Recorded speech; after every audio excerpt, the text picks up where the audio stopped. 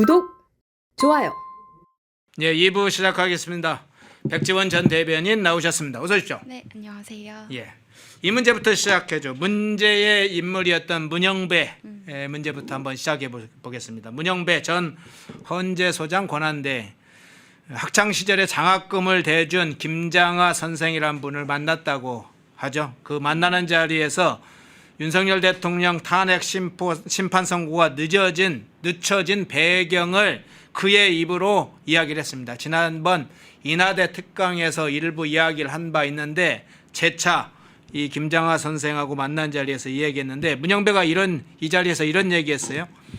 탄핵 심판 선고가 오래 걸린 건 말 그대로 만장일치를 좀 만들어 보려고 시간이 조금 늦더라도 만장일치를 하는 게 좋겠다고 생각했다 이러면서 탄핵 심판 사건을 보자마자 결론이 서는 사람도 있겠지만 모든 것을 다 검토해야 결론을 내는 사람도 있다. 그 경우에는 당연히 빠른 사람이 느린 사람을 기다려야 한다. 빠른 사람과 급한 사람들이 인내를 가질 필요가 있다 이야기했어요. 자, 만장일치를 위해서 시간이 좀 걸려도 작업을 했다 이렇게 해석도 되는데 어떻게 해석을 하세요? 네, 그냥 그 과정을 이야기를 한 것 같고요. 어떻게든 만장일치를 만들기 위해서 반대했던 사람들을 설득하느라 시간이 걸렸다라는 있는 그대로의 사실을 이야기한 것 같습니다. 그리고 이 이야기를 하면서 조금 국민들께서 분노하셨던 포인트는 문영배 전 재판관이 굉장히 의기양양한 태도로 또는 다소 고향감에 도취된 태도로 이런 이야기들을 하더라고요. 감상에 젖은 모습으로. 그래서 정말 좌파 맞구나라는 생각이 들었고요. 참 안타깝습니다. 우리가 헌법재판소라는 그 이름에 기대하는 여러 가지 가치들이 있잖아요. 중립성이라거나 당위성이라거나 여러 가지 책임들이 있는데 지금 헌법재판소는 사실상 정치 세력의 하수인처럼 전락한 것이 아닌가. 임명 절차도 그렇지 않습니까? 그렇다 보니까 애초에 우리가 탄핵 반대라는 원칙을 기대하기 어려웠던 조직이구나라는 것이 한 번 더 드러난 것 같습니다. 그렇군요. 애초에 기대와 다르게 기대를 하지 말았어야 한다 이런 이야기도 좀 들리네요. 자, 판사 출신 민주당 의원들 한번 좀 보겠습니다. 박범계, 최기상, 김승원 이게 다 판사 출신 민주당 의원들이죠. 이 판사 출신 민주당 의원들이 사법부 공격에 오히려 앞장서고 있고 당이 이것을 이제 화력으로 지원해주는 양상이 벌어지고 있어요. 대법원 판결을 위법한 내란 행위라고 지금 공격을 하고 있습니다. 지금 계속 쟁점으로 민주당이 부각시키려고 하는 6만 페이지 뭐 다 봤냐 이렇게 운운하면서 대법관들을 공격하는 양상이고 재판 날짜를 잡으면 그 판사들 전부 탄핵하겠다 이렇게 판사 출신들이 지금 법치 파괴 행위를 공공연하게 하고 있는데 어떻게 평가를 하세요? 네, 지금 이미 민주당은 사법 카르텔이라는 워딩을 이제 본인들이 사용하기 시작했고요. 이제 우리가 이야기했었는 입법 독재에 대해서 우리가 비판을 했었는데 사법 독재에 대한 비판을 본인들이 지금 나서서 하고 있습니다. 그러니까 지금 프레임을 아주 선점을 하기 위해서 혈안인 것 같은데 솔직히 말씀드리면 판사 출신 의원들이 앞장서는 이런 모양새는 전략적으로 저들이 굉장히 영악하게 이 상황을 이용하고 있다고 보시면 됩니다. 그렇게 해서 오히려 당위성을 확보하려고 하는 것이거든요. 그에 반해서 지금 국민의힘은 무슨 전략으로 대선에 임하고 있는 것인지 참 여러 가지 상황에서 우려를 금하지 않을 수가 없다라는 말씀을 드리겠고 그들이 참 기행적인 것은 지금까지 그들이 사법 카르텔의 존재를 이용해서 본인들의 입법 독재의 당위성을 확보해 왔으면서 지금 상황에 와서는 이제 사법부를 향해서 화살을 돌리고 있는 모습이 참 대단하다라는 생각이 듭니다. 어쩜 이렇게 매 순간마다 본인들의 이익을 위해서 태세 전환을 이렇게 빠르게 하는 것인지 참 이런 것이 정치라고 할 수 있는 모습인지 개탄스럽다라고 말씀드리겠습니다. 예. 자, 이재명 후보도 사법부 공격에 이제 직접 참전을 했습니다. 뭐 그간 행태들은 쭉 봐왔을 텐데 투트랙 전략이다 어쩌다 이런 얘기를 했는데 이제 지금쯤은 나서도 되겠다 이렇게 판단을 했을까요? 이재명이 직접 사법부를 공격했는데 대법원을 불의한 세력이다 이렇게 규정을 아예 했어요. 그리고 대법원을 향해 보복까지 천명을 했습니다. 놔두지 않겠다 지금 대법관들 뭐 특히 도의대 대법원장을 향해서 하는 얘기겠는데 이렇게 천명을 했는데 이 과정에서 조봉암이 사법살인됐고 김대중 전 대통령이 내란 음모죄로 사형 선고를 받았다. 자신도 그런 희생자라 이렇게 지금 부각시키는 것 같은데 이런 인물들 부각시키면서 사법부 저격하는 장면들 어떻게 좀 평가를 해볼까요?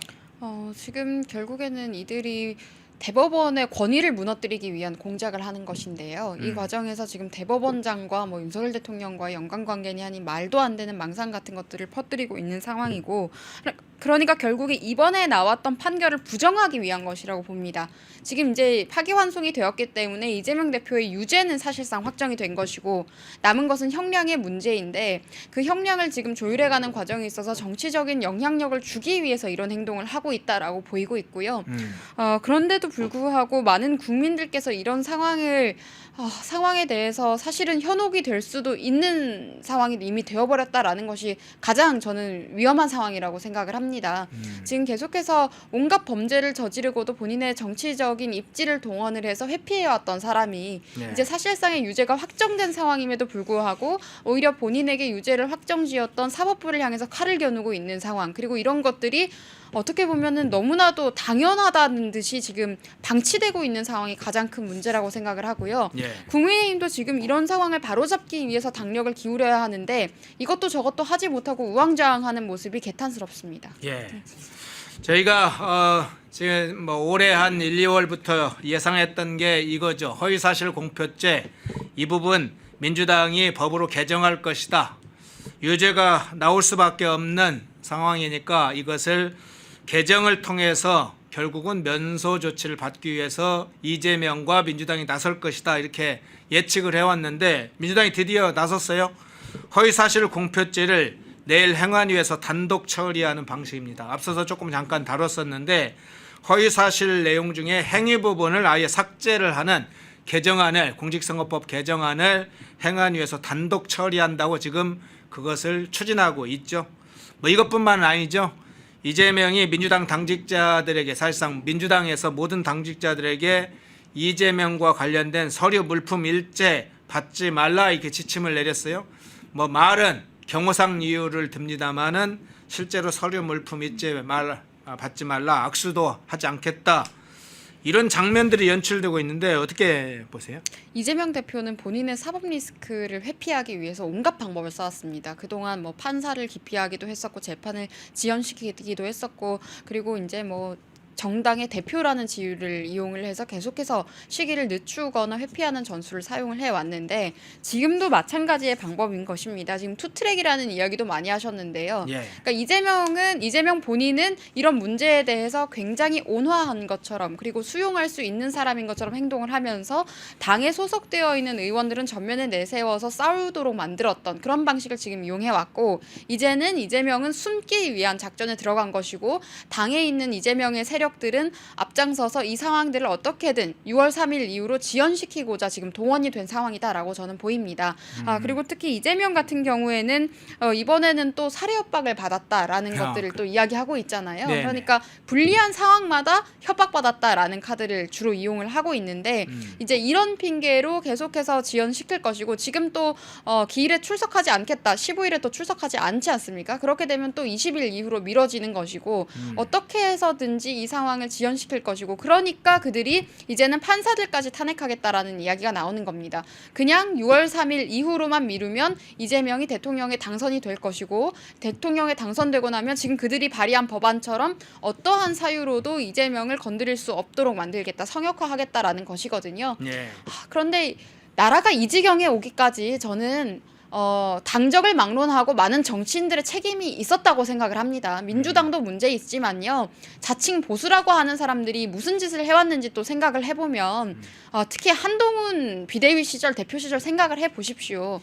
이재명과 싸웠습니까? 윤석열 대통령과 싸웠습니까? 그런 장면들이 계속해서 연출이 되니까 저들은 그 세력이 더욱더 공고해지는 것이고 우리는 보수를 사칭하는 내부의 강남 좌파들 때문에 망가져온 것입니다. 그러니까 지금 상황이 이런 극단적인 극한에 이르렀는데도 어찌할 바를 모르고 우왕좌왕하고 또다시 기싸움 같은 것들이나 하고 있는 장면인 것 같아요.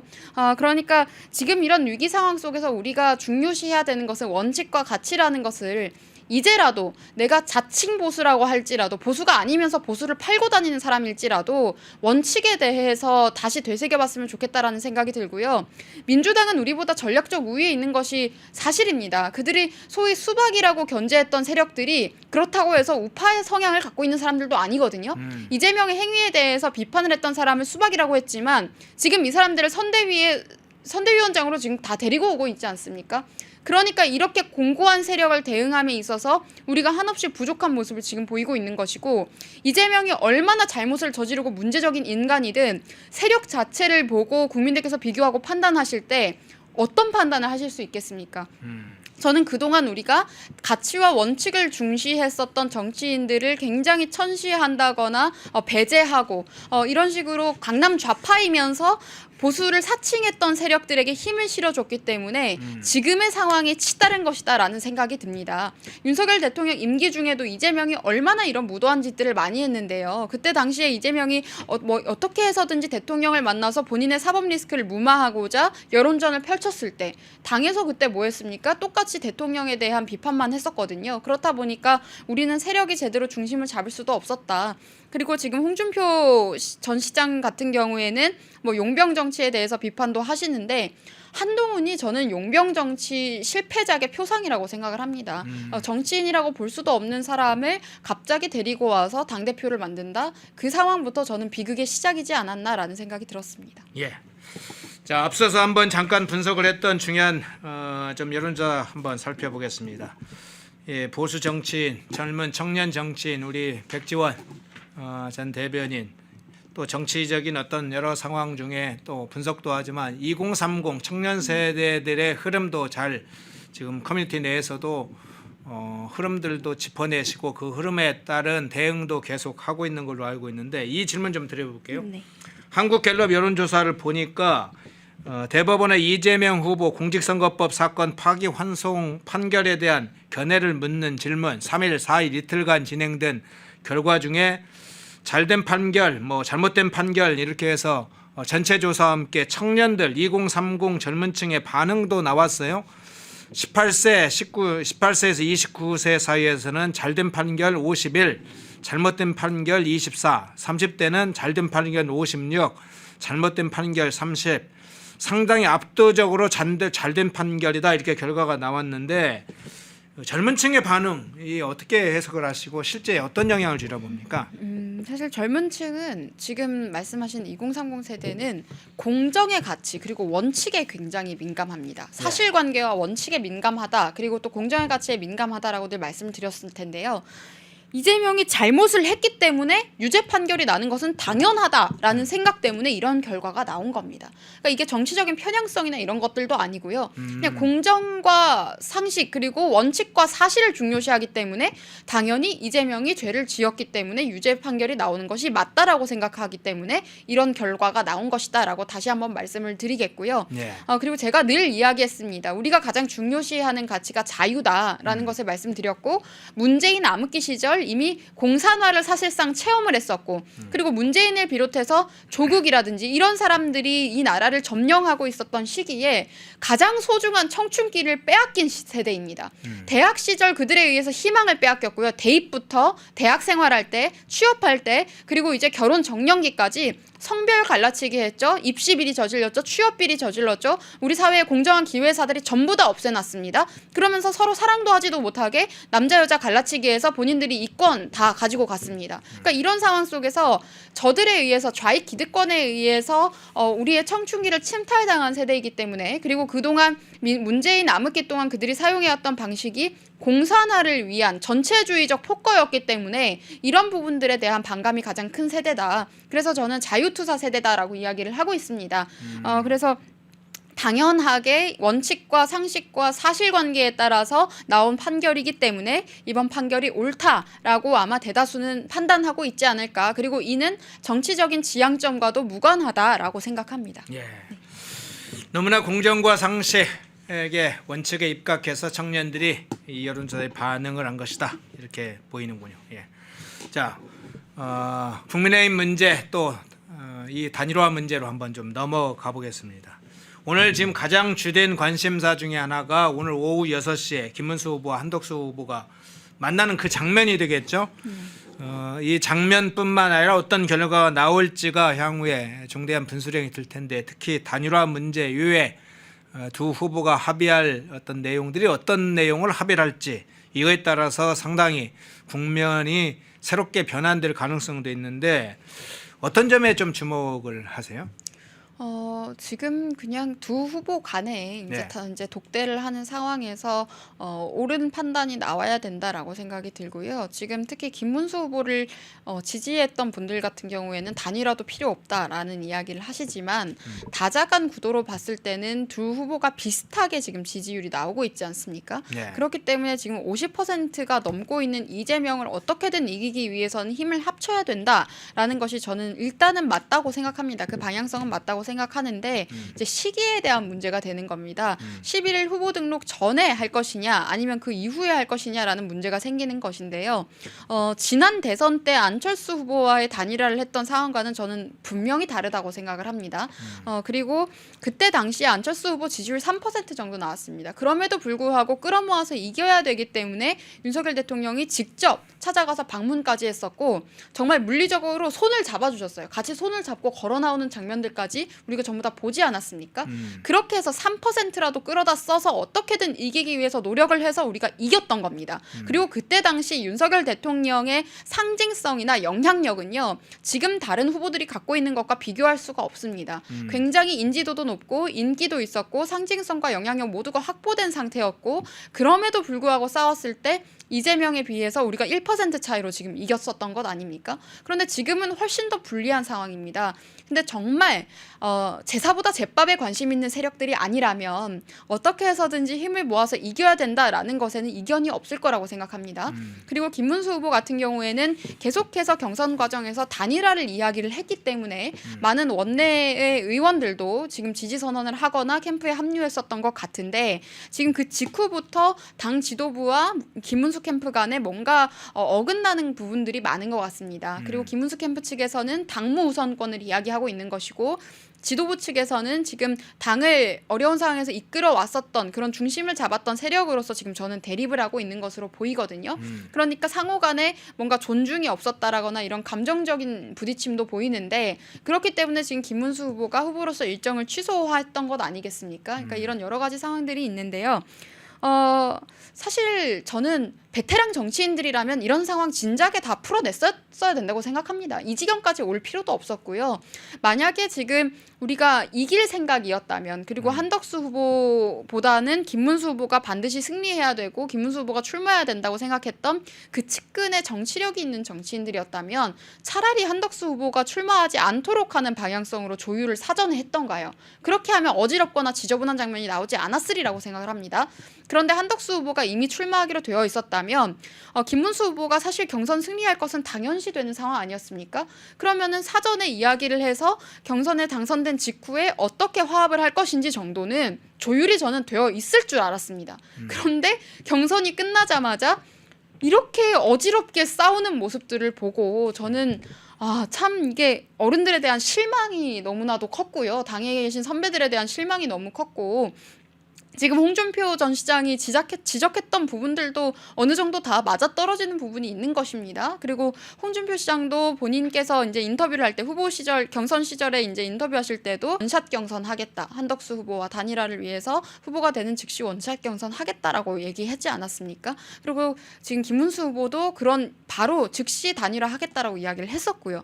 그러면 사전에 이런 것들을 조율을 해서 당원이나 국민들 보시기에 어지럽거나 미숙하거나 미흡한 장면이 없도록 했었어야 되는데, 지금 오히려 다시 또 내부 분열이 일어나고 있는 것이고, 그리고 한덕수 후보 같은 경우에는 제가 계속 지적을 했잖아요. 왜 추대하는 사람의 손학규나 이낙연이 먼저 들어가서 그렇게 이야기를 하고 있는 것인지. 그러니까 당원들의 입장에서 당연히 불신을 하는데, 이런 사람이 갑자기 와서 후보가 된다고 하면은 또다시 그건 분열의 씨앗이 될 수 있는 거고, 그리고 김문수 후보 같은 경우에도 단일화를 전제로 해놓고 뭔가 하지 않으려는 모양처럼 보인다면 이것 또한 불화의 씨앗이 될 수 있기 때문에 저는 양측과 아무 연관도 없이 우리 당의 원칙과 가치를 중심으로 바라볼 때는 이럴 시간과 여유가 있나? 왜 사전에 조율하지 않았지라는 생각이 가장 많이 들었습니다. 그리고 지금 이제 인사교체, 당무 우선권에 대한 인사교체 부분에 있어서도 저는 애초에 전부 다 물갈이를 할 생각이라면 사전에 그냥 후보가 되고 나서 비대위를 해체를 하고 바로 선대위를 꾸리던가 했었어야 된다고 봅니다. 그런데 이제 특정 직군만, 특정 직만 콕 찍어서 이 사람만 교체하겠다라고 하니까 거기서 이제 저는 불화의 씨앗이 있었다고 보거든요. 사실상 인사권을 가지고 있는 당직자만 교체하려고 했던 거기 때문에 그러면 이 사람들도 대선 승리가 아니라 당권 장악의 목적이 있었던 것이 아니냐라는 불신을 또 줄 수밖에 없는 거예요. 그러면서 또 당원들이 제일 싫어했던 친한계 당직자들은 교체하지 않고 그대로 두지 않았습니까? 뭐 여의도 연구원장이라거나 그러니까 지금 그분은 한동훈으로 후보를 교체해야 된다는 말도 안 되는 소리를 하고 있는 것이고 그러니까 이렇게 우리 당의 모습을 엉망진창으로 만들어봤자 이득을 볼 거는 이재명밖에 없습니다. 그리고 우리가 당의 경선을 통해서 후보를 선출을 했는데 누군가가 부전승으로 올라와서 다시 또 재선출을 해야 된다라고 이야기를 한다면 그것 또한 많은 당원들이 납득하기 어려울 것이고 국민들이 보기에도 이상한 그림처럼 보일 수가 있는 거거든요.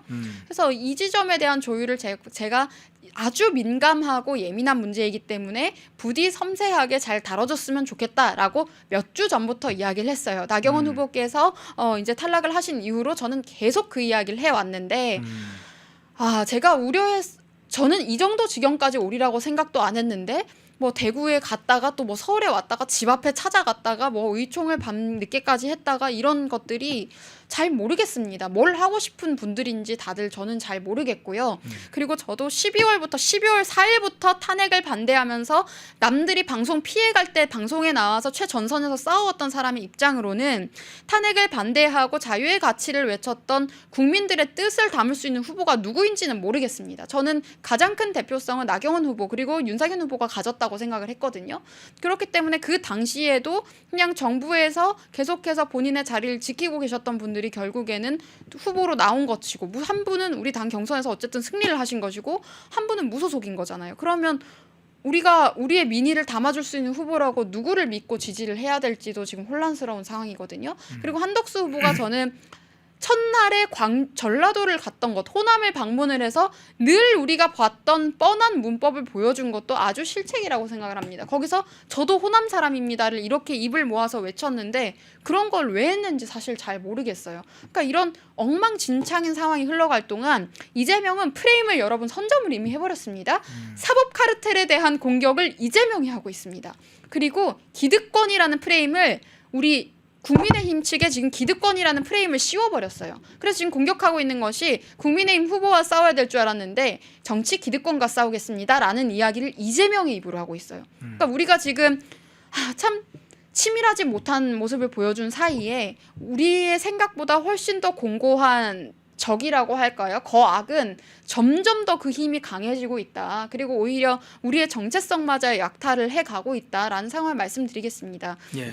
저는 이런 상황이 온 것이 참 안타까운 것은 보수라고 뭐 사칭을 하든 자칭을 하든 정말 보수이든 이쪽 진영에 있는 사람들이 항상 이런 결정적인 상황에 문제가 되는 것은 생각보다 굉장히 옹졸한 모습들을 다들 보여주는 것 같습니다. 정치는 사실 배포가 큰 사람이 해야 되는 것인데 그런 모습들을 좀 보기가 늘 어렵지 않은가. 그러니까 한동훈 같은 사람이 당대표 하는 일까지 생기지 않았나라는 생각이 들었습니다. 예. 자, 김문수 후보와 국민의힘 지도부 간의 갈등 어떻게 해소될까 하던 차에 김문수 후보와 한덕수 후보가 이제 오늘 오후 6시에 만나서 그 문제 변화의 촉진제가 될지 이렇게 주목되는데 여전히 김문수 후보와 국민의힘 지도부 간의 심각한 갈등과 여지는 계속되고 있습니다. 오늘 아마 10시 정도에 당 지도부가 또 김문수 후보 자택을 있는 곳을 찾아간다 이런 이제 아침에 속보도 일부 나오던데 근데 자 권영세 비대위원장과 윤희숙 여의도 연구원장 발언 한번 지적을 해볼 필요가 있을 것 같아요. 권영세 비대위원장이 이런 얘기했어요. 신의를 무너뜨리면 당원과 국민을 배신하는 것이다. 그러면서 다 11일까지 단일화 안 하면 본인은 이제 사퇴하겠다. 배수진을 일단 치는 발언을 했는데 이제 그런 발언. 그러면서 김문수 후보를 사실상 저격하는 발언을 했고 윤희숙 여의도 연구원장도 김문수 대선 후보를 향해서 단일화할 생각이 없다면 후보 자격을 내려놓고 길을 비키라 이렇게 직격을 했어요. 당 대선 후보 국민의힘 경선을 통해서 어렵게 올라온 대선 후보를 향한 이들의 발언, 이 문제는 어떻게 평가를 하세요? 저는 특히 윤희숙 위원장 같은 경우에는 예. 무슨 자격으로 이런 말씀을 하시는지 보고 좀 웃음이 나왔고요. 굉장히 한동훈 친화적인 인물로 알고 있는데 이런 인물부터 사실 우선 교체를 하셨어야죠. 지금 인사권을 가지고 있는 직을 먼저 이야기할 것이 아니고 이런 윤희숙과 같은 그리고 친한계 인사들에 대한 교체를 먼저 얘기했어야 된다고 봅니다. 이미 당내 경선을 통해서 압도적인 1위로 선출된 김문수 후보를 향해서 뭐 후보 교체 이야기를 왜 하는 겁니까 도대체? 저런 식으로 이야기하는 게 뭔가 소신이 있는 모습처럼 보일 거라고 생각하는 거예요. 그러니까 본인 내부에 있는 사리사욕을 억제하지 못해서 이런 급발진하는 행동으로 전 튀어나왔다라고 보이고요. 윤희숙 위원장께서는 좀 자중하셔야 될 것 같다라는 말씀을 드리고 싶고, 전 지금 갑갑한 겁니다. 맨날 지금 대선 초기부터, 지금 경선 초기부터 반이재명 빅텐트 쳐야 된다. 맨날 이런 이야기 하다가 텐트 치다가 전쟁 나고 다 죽게 생겼습니다. 지금 텐트 쳐보지도 못하고 죽게 생겼어요. 그러니까 지금 너무 답답한 것인데 그 와중에 텐트 쳐야 되는데 이 와중에 윤희숙 같은 사람들이 이런저런 말하면서 텐트 찍고 있는 거예요. 그러니까 이런 거를 왜 방관하는지 이해가 안 되고요. 당 지도부도 마찬가지입니다. 김문수 후보가 경선에서 1위 당연히 해서 선출될 거 알았을 거 아닙니까? 그러면 본인들이 어떠한 역할을 하고 싶다라면 사전에 조율을 하거나 협의를 하거나 당연히 대화를 하는 과정이 있었어야 될 것이고, 만약에 있었는데도 이런 것들이 이루어지지 못했다라고 한다면 그것은 우리 당에 있는 모든 사람들의 정치력의 부재다라고 생각이 들고요.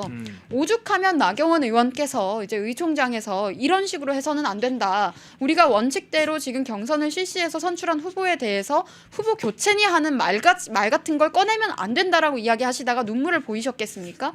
말도 안 되는 상황을 아무렇지도 않게 하고 있으니까 원칙 같은 게 없어진 세상이다라는 느낌이 드셨기 때문에 저는 아마 눈물을 흘리셨다라고 생각을 합니다.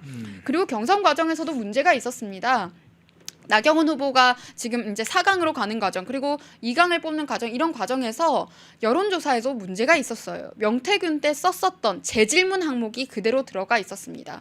그리고 보정감 마사지도 있었다고 지금 이야기가 되고 있습니다. 근데 어쨌든 그런 논란 많은 경선이었지만 해서 최종 후보를 선출됐고, 그리고 본인이 선출된 당사자이시고, 그리고 선출을 했다고 치면 이 사람에 대한 존중은 당연히 있었어야 되는 거예요. 그리고 지금 단일화를 전제로 그리고 본인을 선출해 달라고 이야기를 하셨다면 이 단일화를 유연하게 이끌어 가야 할 책임도 그 선출된 후보에게 있는 거예요.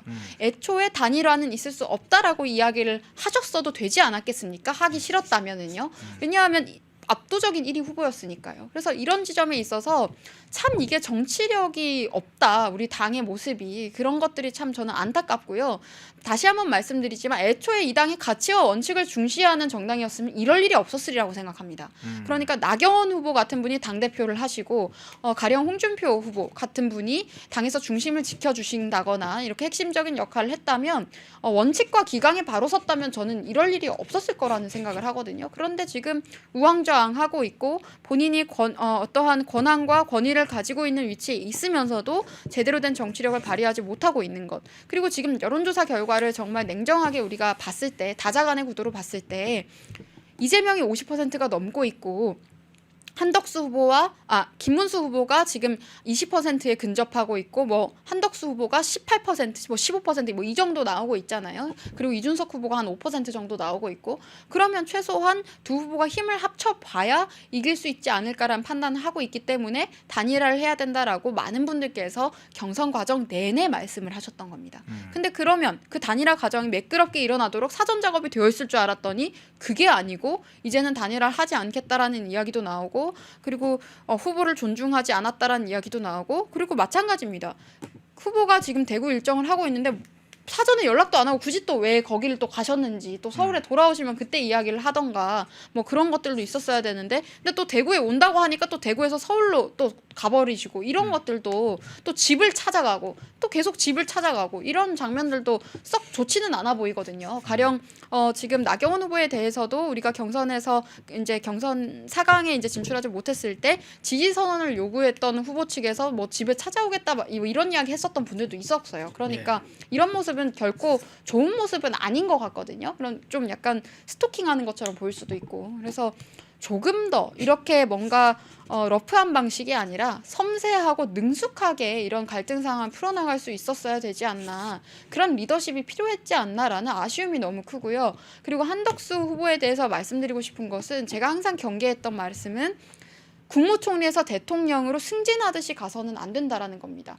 정치인으로서의 정체성을 보여줬어야 된다라는 거고, 굉장히 짧은 기간인데 어쨌든 본인이 그런 걸 가지고 국가를 이끌 수 있는 리더라는 점을 보다 어필을 했어야 되는데, 지금 두 후보가 다 소진되고 있어요. 그냥 어떠한 세력 다툼을 하는 사람들처럼 소진되고 있고, 우리 당을 지지하는 분들이 보실 때는 이게 이치에 맞고 그르다를 따지시면서 말씀을 하시겠지만, 정치 무관심층이라거나 소위 우리가 항상 이야기하는 중도층, 제가 이 단어를 별로 좋아하지 않지만 중도층의 입장에서 어떠한 지지도 없이 바라보는 입장에서는 민주당은 공고한 세력으로, 아주 크고 공고한 세력으로 보이고, 이쪽은 그냥 다 이렇게 무너져 있는 상황처럼 보이기 때문에 신뢰감을 줄 수 없을 수가 있다. 그래서 저는 이런 부분이 너무 안타깝고요. 대선에서 지더라도 가치를 지키자라는 말씀을 하시는 분들이 있는데, 그럼 경선에서 지더라도 가치를 지켰어야죠. 그럼 경선 때는 타협하고 온갖 이야기 다 해놓고 지금 또 그런 이야기를 하니까 납득 못하겠다라는 분들도 계시는 것이고, 뭐 항상 그런 말 있지 않습니까? 뭐 우파는 분열로 망한다, 뭐 보수는 분열로 망한다, 이런 이야기를 하는데, 그런 이유가 내부에 우파 같지 않은 사람들이 보수 행세를 하고 있기 때문에 항상 그런 일이 일어난다라는 말씀을 한 번 더 드리겠습니다. 예. 윤희숙 여의도 연구원장, 여의도 연구원이라는 게 어떤 곳인지 본인이 잘 아실 텐데, 김문수 후보를 향해서 단일화할 생각이 없다면, 김문수 후보가 단일화할 생각이 없는 것처럼 프레임을 씌웠어요. 네. 단일화할 생각이 없다면 후보 자격을 왜 여의도 연구원장 이야기를 합니까?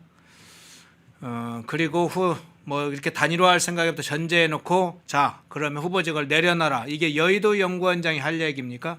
여의도 연구원은 여러 가지 빅데이터를 가지고 당이 승리를 하는데, 대선 승리를 하는데 어떤 방법이 적정하겠다 방안을 제시해, 방안을 연구하고 그것에 필요해서 정책과 공약을 구체화하면 어떤 게 있겠다. 또 대선 후보의 메시지로는 빅데이터를 보니까 이런 메시지가 좋겠다. 여기에 모든 전력과 힘을 쏟아도 모자랄 판에 지금 무슨 짓을 하는 겁니까? 여의도 연구원장이.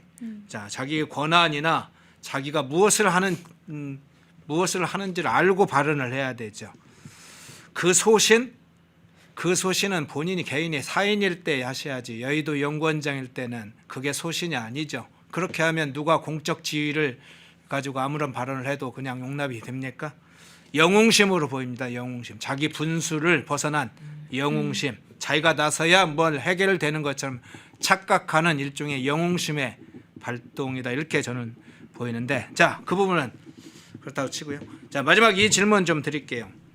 오랜만에 자, 안철수와 한동훈이 다시, 지금 경선 이후 끝나고 나서 다시 안철수 의원이 직격을 했네요. 안철수 의원이 한동훈 전 대표를 향해서 당 선대위는 참여하지 왜 않느냐, 지금 이재명 꺾어야 되는데 왜 당신은 참여하지 않아, 이렇게 직격을 했어요. 뭐 한동훈은 참여하지 않고 싶겠죠.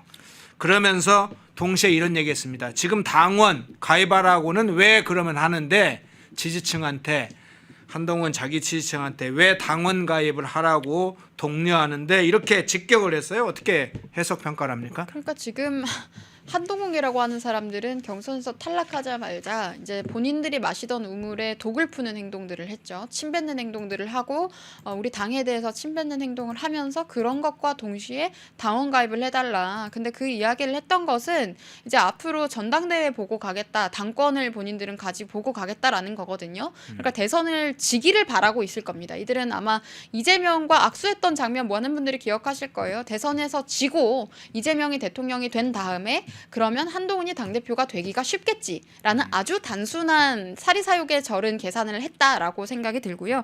그래서 계속해서 뭐 당원 가입 독려한다거나 뭐 선대위에 합류하지 않겠다라고 한다거나 이런 이야기들을 하고 있는 것입니다. 그리고 최근에 한동훈 후보 같은 경우에는 뭐 집에서 혼자 라이브 방송 열심히 하시더라고요. 그래서 저는 BJ 데뷔하시는 것이 본인의 분수에 가장 맞는 역할인 것 같다라는 네. 생각이 듭니다. 그럼 할머님들께서 별풍선도 쏘아주시겠지요. 그런 일들 하시면 적절할 것 같다는 생각이 들고, 안철수 의원 같은 경우에는 항상 본인의 고집이 좀 있으세요. 여러 가지 문제에 대해서. 그래서 고집이 있지만 이렇게 뭔가 큰 상황이 됐을 때는 또 어긋나는 선택은 안 하시더라고요. 이렇게 뭔가 선대위가 꾸려진다거나 총선 때도 그랬고, 본인을 누군가가 도와달라고 하면은 굳이 뭐 피하시거나 이러진 않는 것 같아요. 그러니까 지금 이재명이라는 거악을 물리치기 위해서 물론 경선 과정에선 여러 모습도 보였고 탄핵에 반대한다거나 이런 우리 당론과는 어긋나는, 그러니까 본인의 고집을 계속 보여주기는 했지만, 뭐 민주당 출신이셔서 그런지 모르겠는데 이런 여러 가지 큰 상황에 있어서는 힘을 보태겠다라는 모습을 이번에도 좀 보여주신 게 아닌가. 그러니까 우리가 탄핵을 찬성했던 세력이라고 분류할 때 안철수 후보와 한동훈 후보를 떠올리는데 그 결과값은 전혀 다른 게 되어버렸다라고 말씀을 드리고요. 하지만 저는 애초에 탄핵을 찬성했던 사람들은 컷오프 되었어야 된다라고 생각을 합니다만은 그래도 이제 경선이 끝났더라면 이렇게 안철수 후보와 같은 모습을 보이는 것이 맞습니다. 지금 모든 후보들이 선대위에 합류해서 대선 승리를 위해서 김문수 후보를 돕겠다라고 이야기를 했는데 한동훈 후보만 이렇게 하고 있는 거거든요. 또 인정하기 싫다는 거잖아요. 본인이 맨날 63% 이야기했는데 비슷한 수치로 지금 김문수 후보가 그것보다 웃도는 수치로 지금 승리를 하셨잖아요. 그럼 받아들이셔야죠. 언제까지 저렇게 할 것인지. 그리고 정말 라이브 방송에 정말 큰 애착이 있으신 것 같은데 탈당을 하시고 개인 BJ로 데뷔하시는 것이 적성에 가장 맞아 보인다라고 말씀드리겠습니다. 예. 자, 2부 백지원 전 대변인 모시고 주요 정치 현안 또 그리고 한덕수 김문수 후보에 관련된 이야기 다뤄봤습니다. 백지원 전 대변인이었습니다. 고맙습니다. 네, 감사합니다. 펜앤마이크와 정다운삼이 함께 준비한 30년 산삼장인이 정성껏 키운 산양 산삼 펜앤마이크 TV 단독 혜택. 산양 산삼 5년근 3+3 뿌리 42,900원, 산양 산삼 7년근 3+3 뿌리 75,900원. 펜앤마이크 구독자 전용 댓글 상단 할인 링크에서 구매 가능합니다. 전화 문의는 070-402-7087-9 전화 문의는 070-402-7087-9 펜앤마이크에서 추천하는 영상도 보고 가세요. 다른 영상도 즐기시려면 구독 버튼을 꼭 눌러주세요.